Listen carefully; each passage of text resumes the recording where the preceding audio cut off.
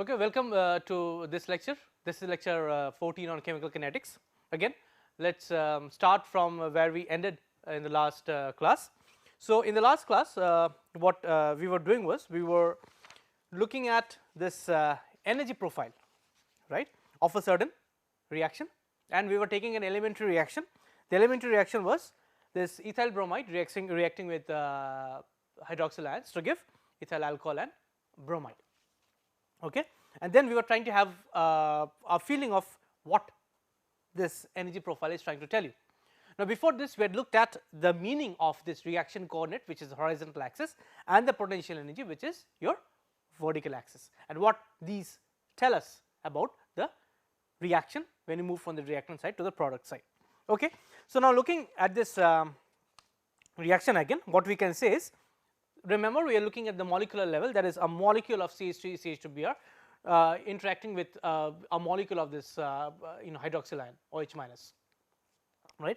Then what we can say is that as as these come close to each other, as these molecules come close to each other, then as during the reaction, as these molecules, which are the reactant molecules,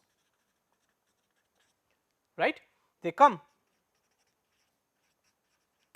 close to each other, then these interact.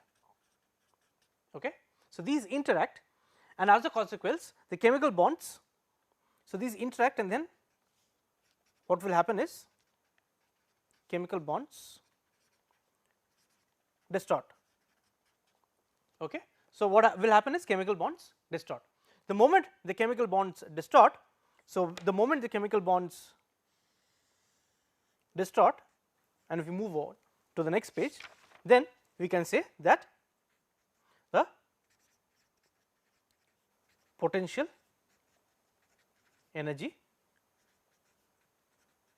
increases, right. So, when the reactants were just by themselves, they were not reacting, so they were in the stable form, right. Now, the moment they started coming close to each other, bond distortion started taking place, right, and then the potential energy started increasing. Now, at distances which are like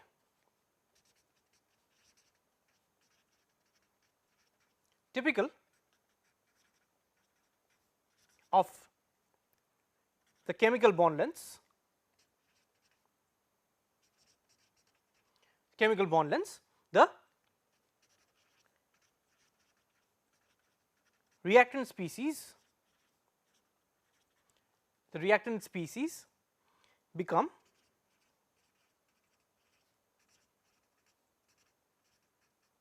partially bonded together, and then new chemical bonds form,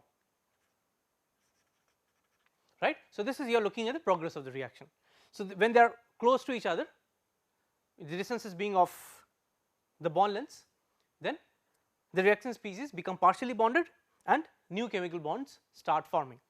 The moment the new chemical bonds start forming, then at this point what we can say is that the new chemical bonds form, that is the new chemical bonds form, can say the potential energy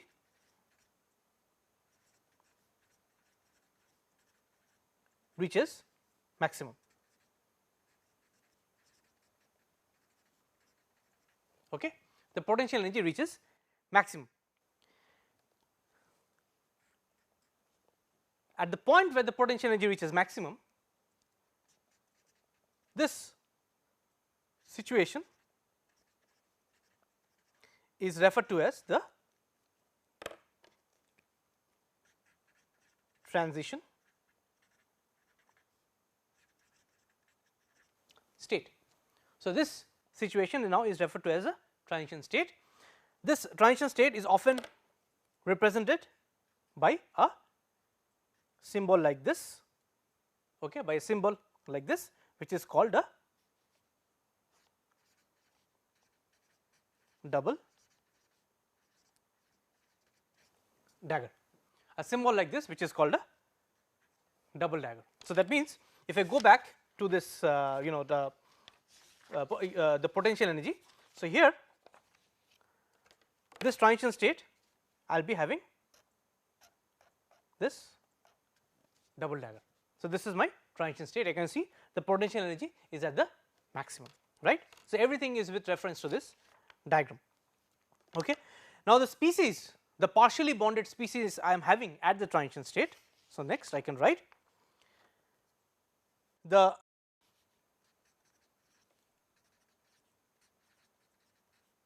molecular species present at the transition state is referred to as, again this is important, the activated complex. Okay. It is referred to as the activated complex. This activated complex is a transient species. It is not, please remember, this one is not an intermediate. This is not an intermediate, it is just a transient species. The activated complex is that complex which is formed at the top, which means, so the activated complex is forming here, the activated complex is forming here, right. I can write. So, here I have the activated complex. So, the activated complex is forming where? The activated complex is forming at the transition state. And what is the transition state? Transition state is the point where your potential energy is the maximum in your energy profile diagram, right. And this, gaining information about this activated complex, right, which pertains to that point of the potential energy maximum, this being the transition state, is of great interest. You always would like to know what your transition state is, that means what your activated complex is in terms of structure in the transition state. This is of great fundamental interest in chemical kinetics. Okay. So, now coming back, so you look at this, what have we learned thus far? There are two axes, the horizontal axis being the reaction coordinate, the vertical axis being the potential energy, right. When the reactants come close to each other, there is distortion, the potential energy slowly increases like this, right. Then a point comes where the potential energy is the maximum. That means the reactants are partially bonded to each other within allowed chemical bond distances, and the point where the potential is the maximum, this point is, or this situation or this point is referred to as the transition state, because once you have reached the maximum, then you go a little bit to the other side, you fall back to the product. So, that is what your transition state is. Your transition state means you are transitioning, that means you are changing, transition means change, you are changing from the reactants to the products through this point, which is the maximum and your potential energy diagram. And the complex that is forming between your reactants is called the activated complex, which is formed at the transition state. This activated complex, remember, is not an intermediate, it is only having a very transient, very short lived lifetime, that means it is very short lived, there for a very small amount of time, and it is barely observable. It is not an intermediate. Intermediates can be observed, activated complex no. Hence, this is a big difference between an activated complex and an intermediate. So, the activated complex is necessarily the one which is formed at your transition state. Okay. Now, having said this, having looked at this increase in potential energy, then when we move to the other side of the transition state, you start going over to the product side. Okay. You realize that we are going through a change in the potential energy, right. But before doing that, just let us take another quick example, so that this diagram is made a little more clear. So, for example, consider this following reaction, A2 plus B2 going to 2AB. Now, let this be an elementary reaction. Elementary reaction means the way it is written, that is how it is taking place in one step, right. So, then what I can write is, I can say, right, this is just an example, just an hypothesis, it is not necessary that it has to take place this way. I can say I have A, right, plus B, then it goes through something like this. Let me write that as A, B,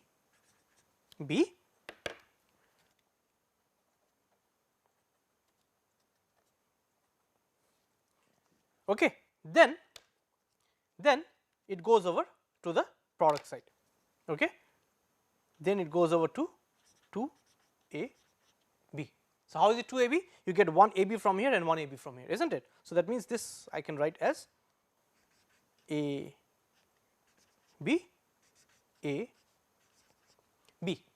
So, what are the distortions you are looking at? So, when this A2 reacts with B2 to give 2AB, what is going to happen? The AA bond has to break, the BB bond has to break, right. Then the AB bond has to form, this AB bond also has to form. This species, which is looking like a square, this species is your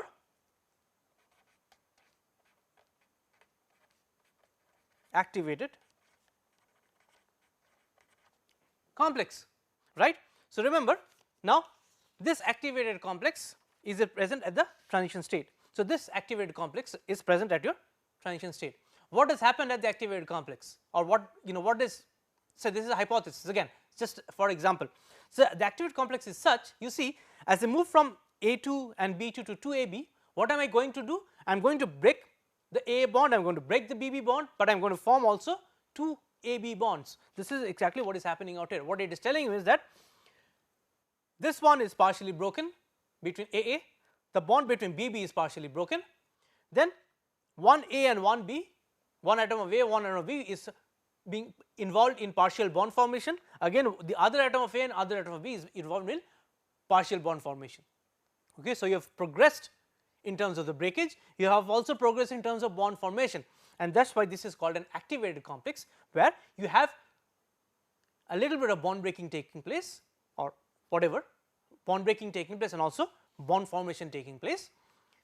When we move on to the other side, we get these 2 AB molecules, that is why it is called 2 AB, and that is why this one is referred to as your activated complex. Now, think about this from here to here, and think about your potential energy diagram. So, what is happening?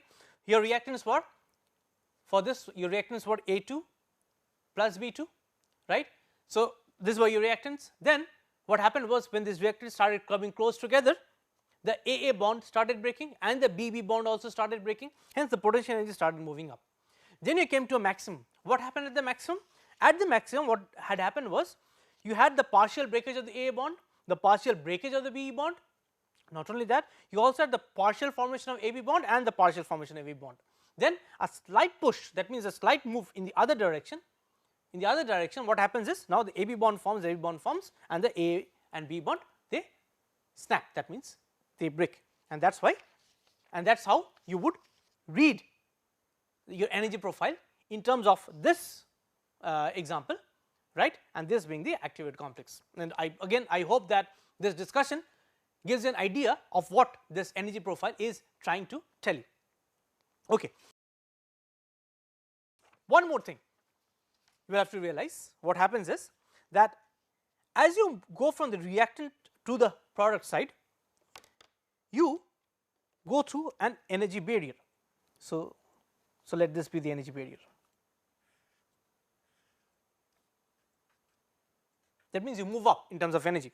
So, this is your activation energy, right. Remember, this is the activation energy, which is say EA. This is activation energy, right.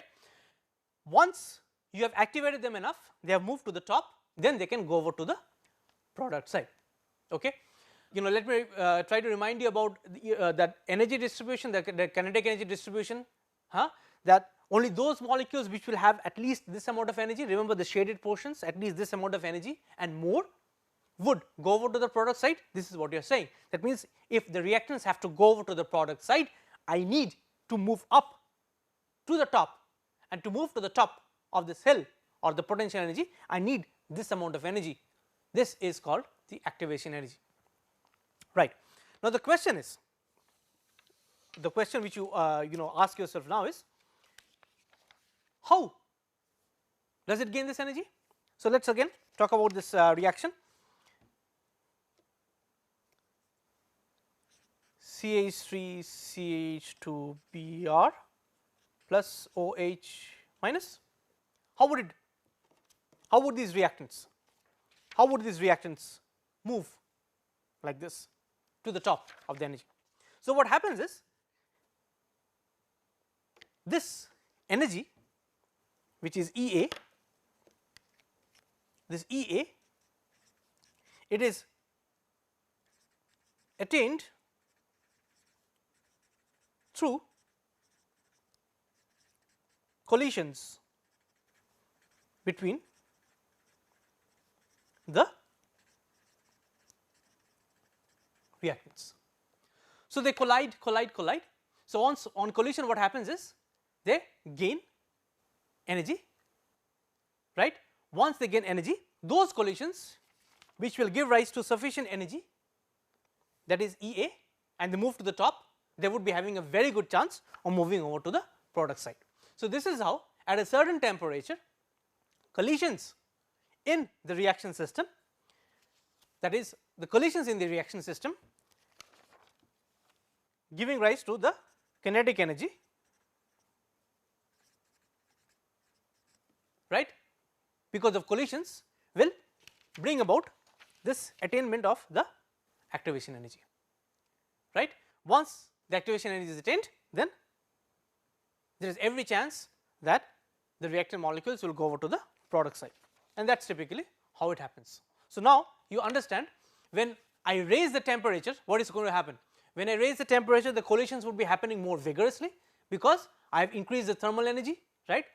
It is more moving, larger velocity, right, more speed, more collisions happening with greater vigor, and because collisions happen with greater vigor, then the reaction rate will also increase with increase in temperature, right, and that is typically how the thing happens.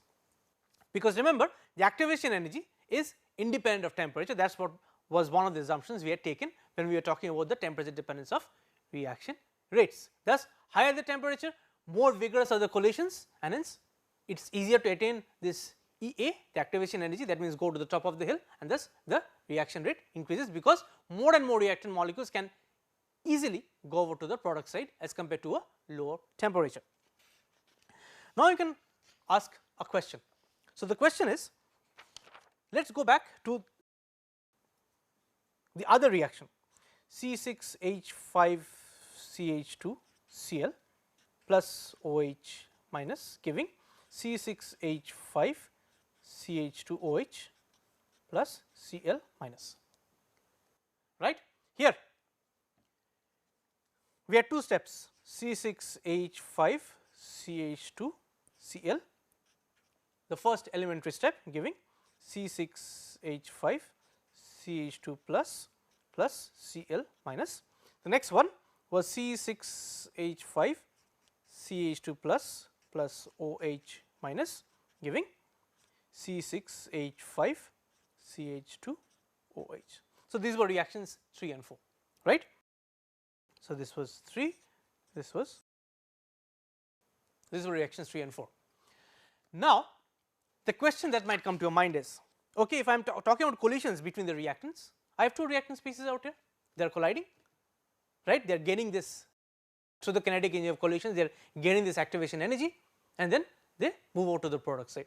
But if I look at this composite reaction, and if I look at my first step, the first elementary step, the first elementary step has only one reactant species, right, the first enmesturant has only one reactant species, then how can collisions happen? You might be thinking like this, right? Because for this reactant or for this reaction I had two reactant species, they were colliding, no problem to understand. But what about this C6H5CuCl, the reaction number 3? How can this happen? Remember, for any reaction to happen, I will always have to cross an energy barrier, right? As an energy, so I am talking about those reactions where an energy barrier exists, and these reactions are such that there will be energy barrier, and for them to go over to the product side. So, for example, for C6H5CH2Cl to go over to this cation plus Cl minus, a CCl bond has to be broken. That means I have to go over a potential energy maximum. But how can I do that? Because I have only one reactant species. So, this anomaly, so is this an anomaly at all? Would you think it is an anomaly? Can we explain that? It is actually very easily explained. So, for reactions involving single reactant species like this, a single reactant, there is no other species, right? So, it rules out collisions, okay. But here I need reactant which is C6H5CH2Cl, energy is needed to break the CCl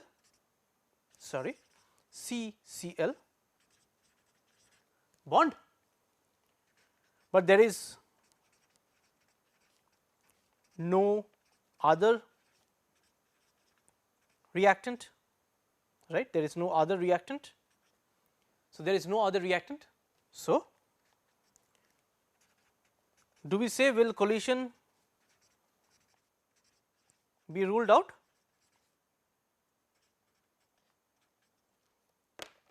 Okay. I do not have any other reactant species. The only thing that I have is C6H5CH2Cl, which has to break a CCl bond to go in order to go over to this cation plus Cl minus. There is no other reactant. Does that mean that there is no collision happening at all? That is not true. So, what happens is the following. The C6H5 CH2Cl collides with its own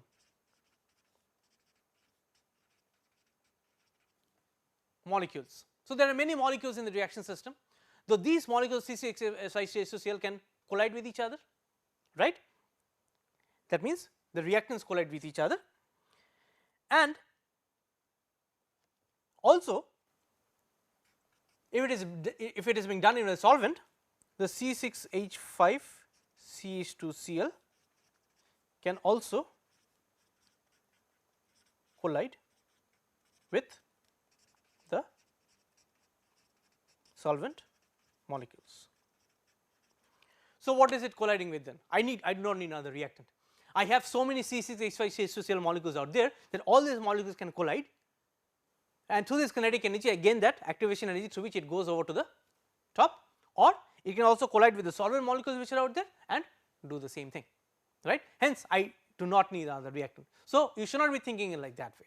So, it is not that I can only have collisions if I have two reactants in the system, because when you are talking about a system, you are not talking about one molecule, you are talking about many molecules. So, if it is a mole of reactant species, you are talking about Avogadro number of molecules, right. There are so many other C6H5CH2Cl molecules. That means then what happens is that all the other molecules will be colliding amongst each other depending upon the temperature of the reaction, and hence it will attain the activation energy. Alternatively, or along with this, or parallelly, or simultaneously together with this, if you have taken this in a solvent which is say a water, then there are many water molecules. The C6H5CH2Cl molecules will also collide with the water molecules and hence also gain activation energy, thus go over to the top of the potential energy and then move on to the product side, and hence I get the top reaction CCH5CH2 plus going to or plus Cl minus, right. So, this is how you should think. And finally the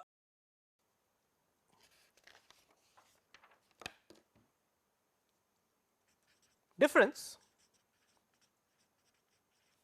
in potential energy between the products and reactants. That means what I take is the difference is what? Potential energy of products minus potential energy of reactants, and this is equal to the enthalpy change. Is equal to the enthalpy change, right. Now, let us go back to the our diagram, the energy profile that we had drawn before. So, here if you look at the energy profile now, so this is the potential energy of reactant, this is the potential energy of product. The potential energy of product is less than the potential energy of reactant. So, that means the delta H in this case is negative. So, if I write this one is okay. So, if I write, let us see if I use a different color, yeah. So, if I use a different color, so for example,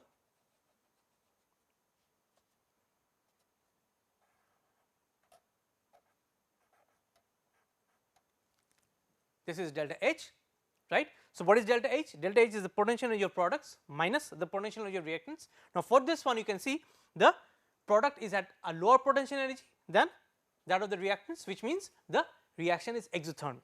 So, here I can write the delta H is, for this profile the delta H is negative.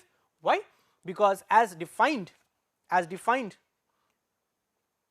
what is delta H? It is the potential energy of product minus the potential energy of reactants, and you can see out here the potential energy of products is this, which is lower than the potential energy of reactants. So, when I take this one and subtract from here, I should be getting a negative number because this is higher than this, and hence the delta H is negative, and I can say that the way this energy profile has been drawn, the reaction is exothermic in nature. You should now draw a reaction profile where this delta H is positive, right. Based on this discussion you should be able to draw. So, delta H positive means the potential energy of products is higher than the potential of reactants. So, it will just reverse, that means the products will move up, reactants will move down. So, products would be having a higher potential energy than the reactants. In that case the delta H would be positive, that is the reaction is endothermic in nature. So, then in a nutshell what we have discussed is the very essential features of an energy profile. Again, to end this part, what is this energy profile telling you? The energy profile tells you many important things. A, let us talk about the axis, the reaction coordinate. It tells you the path the reaction is taking. Now, as the reaction is taking that path, the vertical axis, which is the potential energy, is telling you how the potential energy is changing as the reaction path is being traversed, or that means as we are going along the path of the reactants to the products. Okay. Number 3, when I go from the reactants to the products, right, based on this profile, I go through a potential energy maximum, because from here to here the bond distortion takes place. As the bond distortion start taking place, the potential energy increases, and then I come to a point for an elementary reaction, then I come to a point where I reach the maximum of the potential energy, right. So, that maximum scenario is called the transition state, and the complex which forms at the maximum, is called the activated complex. The moment the activated complex is formed, then if we move on to the other side, this being at the top of the energy barrier, the energy can now only decrease and it goes over to the products, right. How do I get this energy, or how do the molecules get this energy? So, if it is a 2 reactant system A plus B, then A will collide with B. if it is a one reactant system A going to products, then there are so many molecules of A, they can collide. The A molecules can also collide with the solvent molecules to get this energy, move to the top of the energy barrier and then go over to the product side. And finally, the difference in potential energy between the products and the reactants will define your change in enthalpy. So, if this delta H is negative, it is exothermic. If the delta H is positive, it is endothermic in nature, okay, and delta H being defined by this equation, right. Now,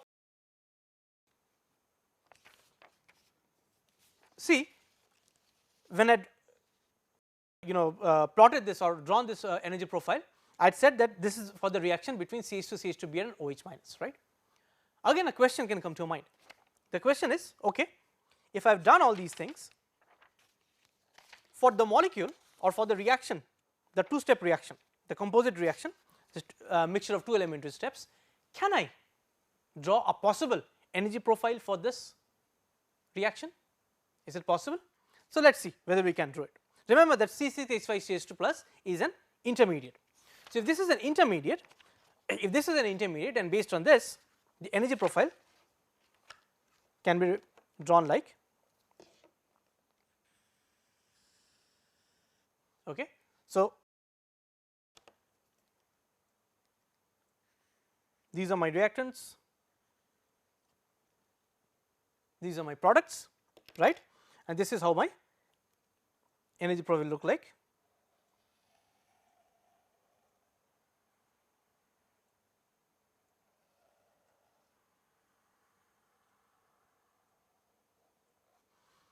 Because this is how my energy profile looks like, right. And remember, I had potential energy out here and this is my reaction coordinate, okay. This I out here is my intermediate, this I out here is my intermediate.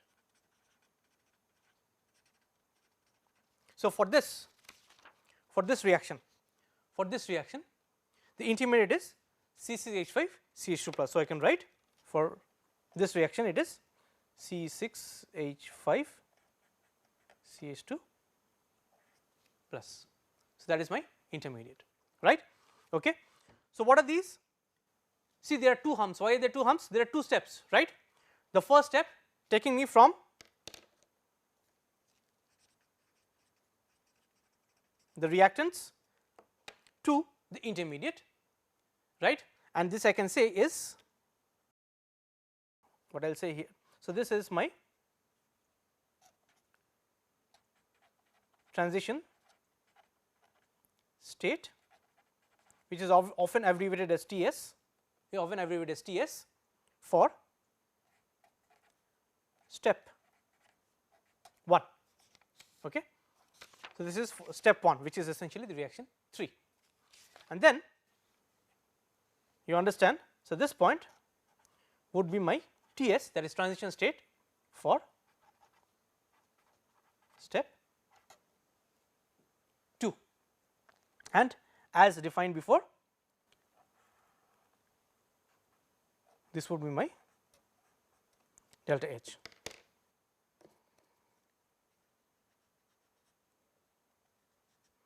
So, here you can see that yes, I can indeed draw an energy profile for a composite reaction, provided I know the composite reaction very well in terms of the intermediates that are coming out. This reaction is very well studied and this carbocation intermediate is proposed to be there, right. And hence what I have done is, you can see this is the transition state for step 1. I go from here to here, I form the intermediate, then the next step is the intermediate reacts with OH minus to form this. So, what are my reactants here? For the first one, my reactants are C6H5CH2Cl going to this plus, and then what I have is this one reacts with OH minus to give me the products. So, I forgot to write here.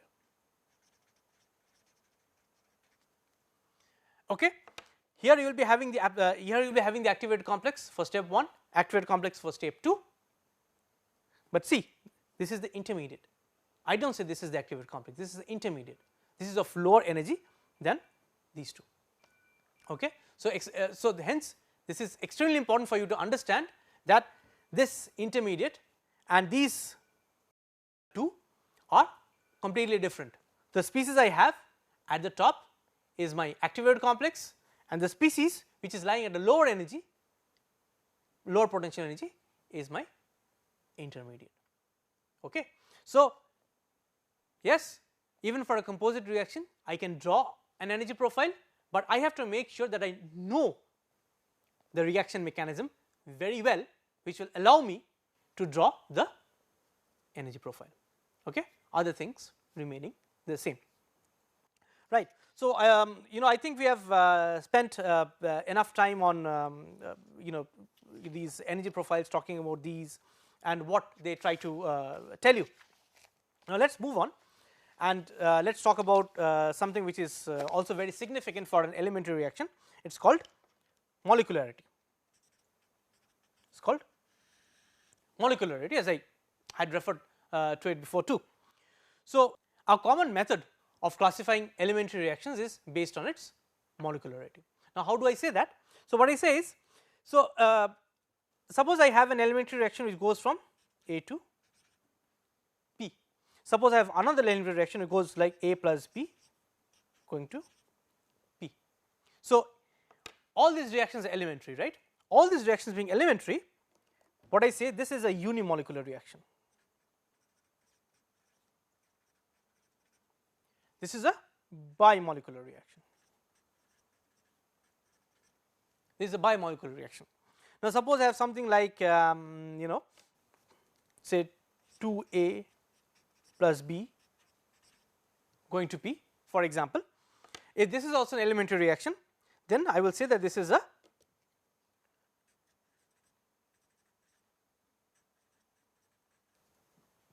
third molecular reaction. Okay. So, the definition of molecularity is like this: there is one molecule of A going to P, hence it is called unimolecular. One molecule of A and one molecule of B makes it two molecules, hence it is called bimolecular. Two molecules of A reacting with one molecule of B, total of three molecules, it is called ter or trimolecular. That is what the molecularity is. Now, for an elementary reaction, what happens is, based on this I can write down the rate laws, because I know what the molecularity is. So, like say for A going to P, my rate law would be R is equal to K times concentration of A for this reaction A going to P. Now, for the next one, A plus B going to P, remember all these elementary reactions, R is equal to K A B. Then for the other one, the trimolecular, the termolecular reaction, I can write R is equal to K A squared B. Now, you can see the exponents on the top or the powers on the top, A raised to the power 1, hence it is called unimolecular. Then A raised to the power 1, B raised to the power 1, total 1 plus 1 is 2, hence called bimolecular. Then 2A plus B going to P, so it is trimolecular, termolecular we say, okay. A square B, so 2 plus 1 is equal to 3, okay.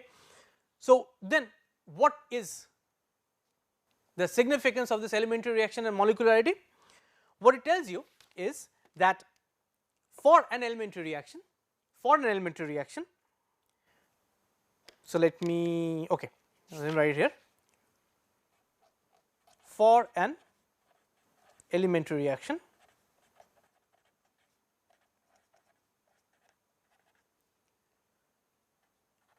molecularity and order are the same. So, for an elementary reaction, molecularity and order are the same. So, this one was unimolecular, remember.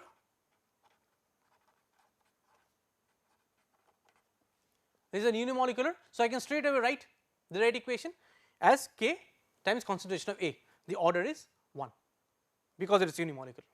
Then, so when I say order, order means overall order. So, for this one it is bimolecular.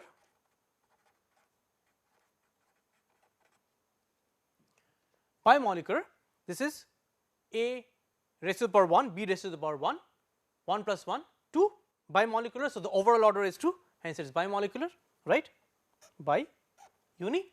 So, this is 3 molecules, say termolecular, 3 molecules, 2 plus 1, 3, I straight away write the rate expression without even thinking about it, because for an eliminated reaction I can straight away write the rate expressions because molecularity and order are exactly the same, and when I talk about order I mean the overall order. Okay. So, then I can write this again as the following: the experimental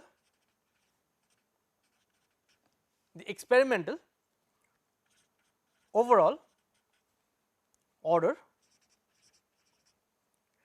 of an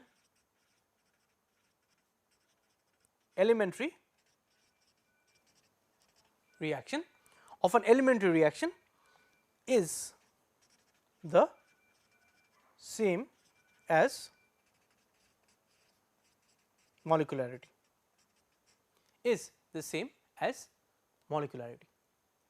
Okay. So, this is again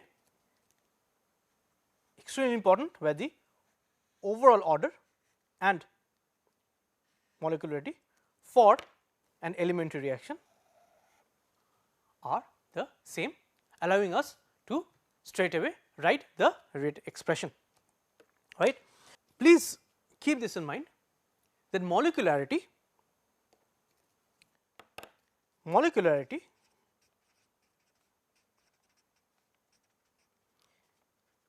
is a theoretical concept. It is a theoretical concept. Why? Because by looking at this, knowing that these are elementary, I am writing, or knowing that there is one molecule out here, one molecule of A, one molecule of B, I write down the molecularity. Molecularity means the total number of molecules involved in the reaction. However, order is an experimental quantity.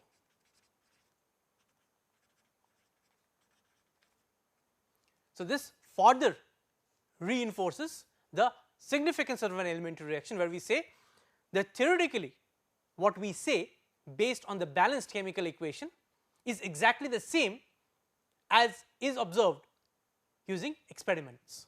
So, the order, which is an experimental quantity, is the same as molecularity, which is a theoretical quantity which we look at, or which we write by looking at the balanced chemical equation.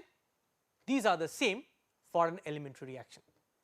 Then finally, I can write down for an elementary reaction, having done all these,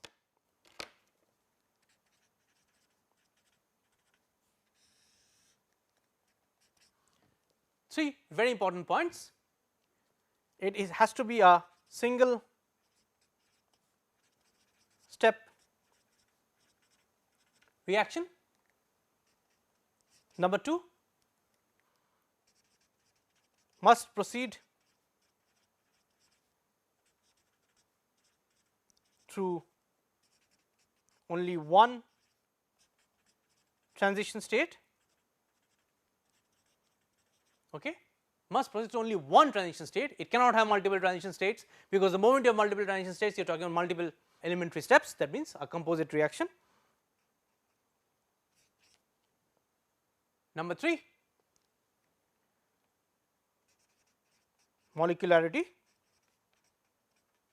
is equal to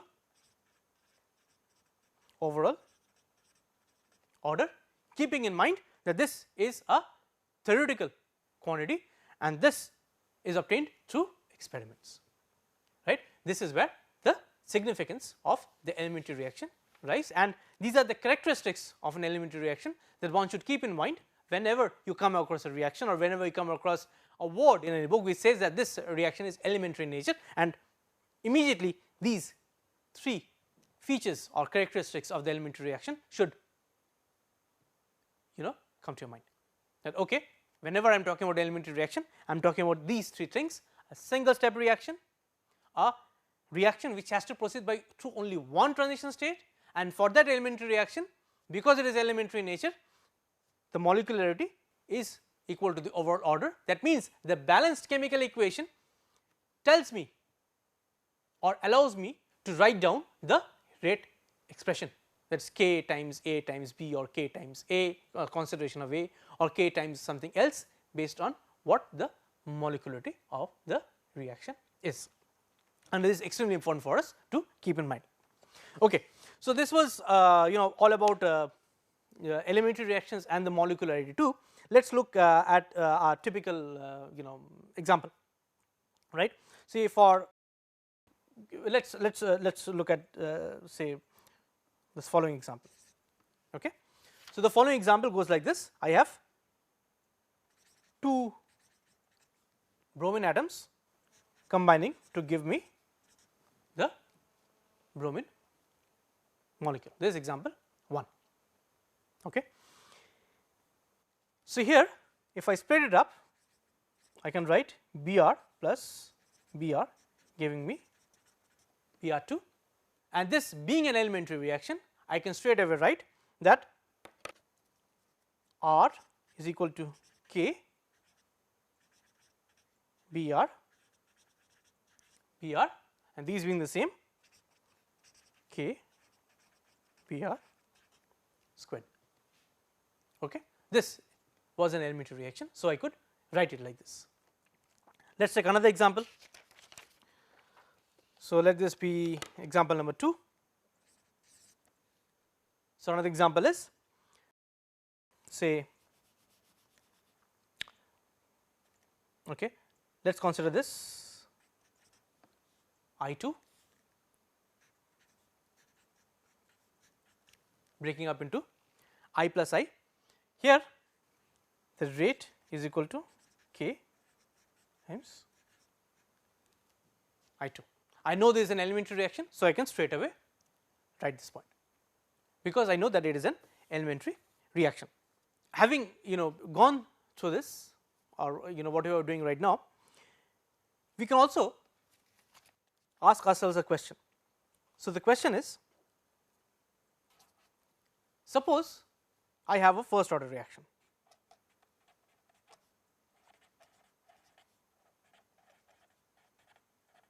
Suppose I have a first order reaction, you are given a first order reaction, right. Then what can be said about its molecularity? Again, read the question. It is a first order reaction, and being a first order reaction, you are asking, can anything be said about its molecularity?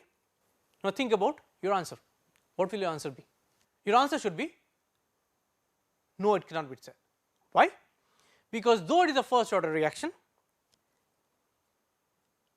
it is not told, or no information is provided, whether the first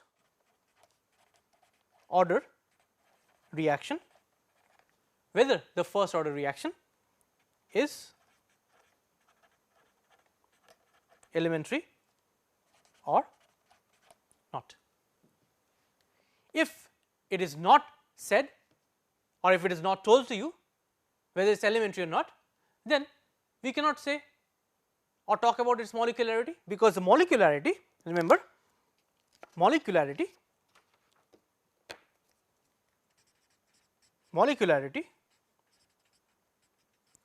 is only applicable for an elementary reaction. It is only applicable for an elementary reaction, only applicable for elementary reaction, which means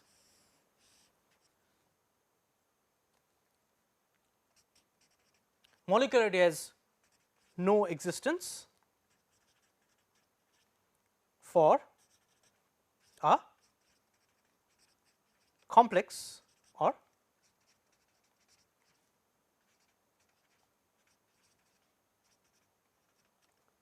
composite reaction. It does not exist. Why? Because there is so much. So, a composite or complex reaction is made up of a series of elementary steps. Each elementary steps would be having its molecularity. So, how can you talk about molecularity anyway out there? Hence, please remember that this would only be applicable for an elementary reaction, and this is this I should say this has no existence. That means we cannot use the word molecularity for a composite reaction. No, we cannot use it, right. So, this was molecularity being discussed with reference to an elementary reaction, right. Okay. Now, how would you realize whether reaction is complex or not? Complex or composite reactions. How would you realize whether a reaction is composite or not? Right? The first thing is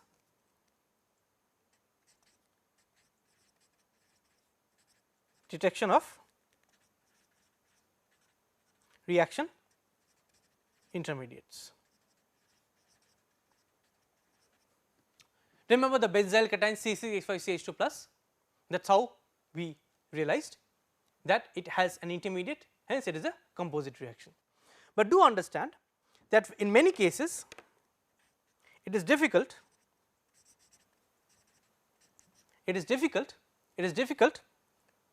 to identify intermediates, or isolate intermediates. Hence, maybe this is not the best way of figuring out whether it is a composite reaction or not. Then what is the other thing? I will just mention it, we will carry on in the next class. The other thing is to look at the form of experimental rate equation. So, you look at this, you look at the form of the experimental rate equation, which I mean, so I will quickly write this one down. Suppose I have this following reaction ClO minus, okay, aqueous plus I minus aqueous, giving me Cl minus aqueous plus IO minus aqueous, right. If this reaction had been an elementary reaction, then I would have written that R is equal to K ClO minus I minus. But you know what? The observed experimental law is something like this, where R is equal to K ClO minus I minus over OH minus. You see, this was the reaction, this is the observed rate law, and this would have been the rate law had the reaction been elementary. So, this discrepancy between the this observed rate law and the elementary reaction rate law that you would have written down had the reaction been elementary, tells you that the reaction is composite or complex in nature. More about this in the next class. Thank you.